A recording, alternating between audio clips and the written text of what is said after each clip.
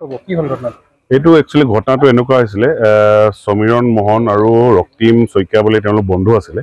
তো সমীৰণে ৰক্তিম শইকীয়াক প্ৰায় 40 লাখ টকা তেওঁ কেছ পইচা দিছিলে, RTGS হওক বা NFT হওক দিছিলে কাম এটাৰ কাৰণে। আৰু সেই কামটোত মুন্না গাম বুলি এজন ব্যক্তি আছিলে, তেওঁ মানে ফকলেণ্ড আৰু ডাম্পাৰ এইবিলাক ঠিক ঠাক কৰি প্ৰায় সেই কামটোত 19,27,000 মই যেটি হিচাপ কৰি পাইছিলোঁ 19,27,000 মান টকা তেওঁলোকে সেই কামটো ইনভেষ্টমেণ্ট কৰিছিলে। তাৰ পাছতে যেতিয়া মই ক'লো যে লগ পালোঁ তেওঁ, তেতিয়া সমীৰণে যেতিয়া ৰক্তিম শইকীয়া বোলাজনৰ পৰা তেওঁ বন্ধুৰ পৰা পইচা নাপালে, নোপোৱাৰ কাৰণে কি কৰিলে, এমাহ হ'ল 2 মাহ হ'ল 6 মাহমান হ'ল, তো তেওঁক থানালৈ মাতি পঠিয়ালে। থানাত মাতি পঠিয়ালে মুন্না গাম বুলিও মোৰ লগৰজন তাকো মাতি পঠিয়ালে। মাতি পঠিয়াতে মই ক'লোঁ কি হ'ল, ময়ো যাওঁ বুলি ক'লোঁ। তাৰপিছত সুধিলোঁ যে একচুৱেলি তহঁতৰ ঘটনাটো কি হ'ল কচোন। কওঁতে ক'লে যে এইটোতো কথা, তেতিয়া 40 লাখ টকা দিছিলে সমীৰণ মোহনে ৰক্তিম শইকীয়াক, কিন্তু ৰক্তিম শইকীয়া সেই 40 লাখটো কামত ইনভেষ্টমেণ্ট নকৰি নিজৰ কিবা পাৰ্চনেল কামত ইনভেষ্ট কৰিলে, আৰু বাকী যি টকা যে ফকলেণ্ড কিবা কিবি তাত ইনভেষ্ট কৰি প্ৰায় বেছি হিচাপ দিও 19,27,000 টকা এটা তেওঁলোকৰ এমাউণ্ট হৈছিলে। তাৰপিছতে যিহেতু সেই কামটোত ময়ো সেই পাহাৰত ইনভেষ্ট কৰিছিলোঁ, সেই কামটোৰ মাজত মই সোমোৱাৰ কাৰণে তেতিয়া মই ক'লোঁ, যিহেতু মোৰ লগৰ মুন্না গাম বুলি কয়, তেওঁ সেই কামটোত আছিলে কাৰণে মই ক'লোঁ ঠিক আছে সমীৰণ, যি আছে নাই তোমালোকে এইটো ৰক্তিমৰ কথা, ৰক্তিমৰ পৰা যি পাবা এই কামৰ যিটো প্ৰফিট ওলাব কাম কৰি পেলাই তাৰে এই 19,27,000 20 লাখ টকা তুমি পাবা। সেই 20 লাখ টকা পাবা বুলি কওঁতে তাৰপিছতে ঠিক আছে হ'ল, কথা হোৱা হ'ল। তো দুদুলেও ফোন মাৰি থাকে। তাৰপিছতে সেই মুন্নাই আজি পেলাম কালি পেলাম বুলি কয়, মুন্না গাম বোলে ৰিক্স লৈ ল'লোঁ যে এইটো হ'ব, মই মেটেল পেলাই দিম বুলি কয়। তো সেইকাৰণে তেওঁলোকে আজি এই লগ পাই আমাৰ মাজত অলপ কথা কটি হয়। থানাত কি মীমাংসা হ'ল? থানাত সেইটো হ'ল, মুন্না গামৰ লগত মই অনলাইন বাই অভাৰ ফোন মই টেলিফোনত কথা পতুৱাই দিলোঁ।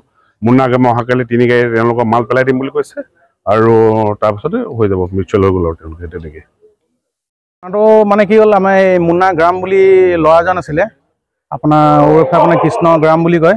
সেই ল'ৰাজনে মানে মোক সদায় মানে মাল পেলাম বুলি মানে আজি 2 মাহ মানেই হ'ল ঠগি থাকে যে সি মেটেল পেলাই দিম বুলি কয়। তাৰপিছত মানে এই মাজত আজি মানে কি হ'ল, এই ডেভিড বোলা যোনজন তিনিচুকীয়া ল'ৰা এজন মানে ধৰা মানে সমীৰণৰ বন্ধুৱে হয়, সিহঁতি মানে কি হ'ল এগ্ৰিমেণ্ট এটা কৰিছিলে থানাত, ডিব্ৰুগড় থানাত এগ্ৰিমেণ্ট কৰিছিলে যে 20 লাখ টকা এটা মই ৰিস্ক লৈছোঁ, যে গতিকে মই মালটো মই পেলাই দিম বুলি কোৱাৰ লগে লগে সিহঁতৰ লগত এগ্ৰিমেণ্টটো বনালোঁ আমি। কদৰো গৈ পেলাই এগ্ৰিমেণ্ট বনোৱা আছে, আকৌ ৰক্তিম শইকীয়া যোনটো আছে তাৰ লগতে এগ্ৰিমেণ্ট বনোৱা আছে। মুন্না গাম আৰু ডেভিডে দুইজন মানে পাৰ্টনাৰ, দুইজনে মানে একেলগতে ব্যৱহাৰ কৰে। মুন্নাই মানে সদায় মোক মানে মাল দিম বুলি সদায় ঠগি আছে। আজি মানে কি হ'ল, ডেভিডকো মই ফোন মাৰোঁ ৰিচিভ নকৰে, মুন্নাকো ফোন মাৰোঁ ৰিচিভ নকৰে। আজি শিৱসাগৰৰ ফালৰ পৰা মানে ডেভিডে গাড়ীখন লৈ আহি থাকোঁতে হঠাৎ দেখা পাই পেলাই মানে ধৰক এজনক মানে ফোন মাৰোঁ, ফোনটো নধৰাৰ কাৰণে মানে ট্ৰেফিকতে মানে ধৰক আমি পুলিচ প্ৰশাসনক মানে ক'লোঁ যে এনেকুৱা গাড়ীখন গৈছে, গাড়ীখন ৰখাব লাগে। এই ৰখাব লাগে বুলি কওঁতে ট্ৰেফিকত যোনজন আছিলে এজনে ৰখাই পেলাই আমি কথাবোৰ সোধ-পোছ কৰোঁতে অকণমান হাল্লা হয় কথাখিনি। এই থানাত আহি পেলাই আমি মানে দুইজনে মানে মীমাংসা কৰিছোঁ। মানে কালিৰ পৰা মাল পেলাই দিম বুলি কৈছে, 3 গাড়ীমান মাল পেলাম বুলি কৈছে।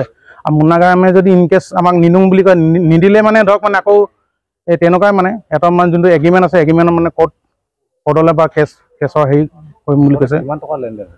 টোটেল আপোনাৰ 40 লাখ টকা। 40 লাখ টকা তেওঁলোকে মানে 40 লাখ টকা। 40 লাখ টকাত আপোনাৰ হেৰি ডেভিডে 1 লাখ টকা এটা দিলে, আৰু 19 লাখ টকা এটা পাবলৈ আছে মানে। 40 লাখত আকৌ 20 লাখৰ হিচাপ দিছে আৰু 20 লাখ টকা সেই ৰক্তিম শইকীয়াৰ লগত আছে আৰু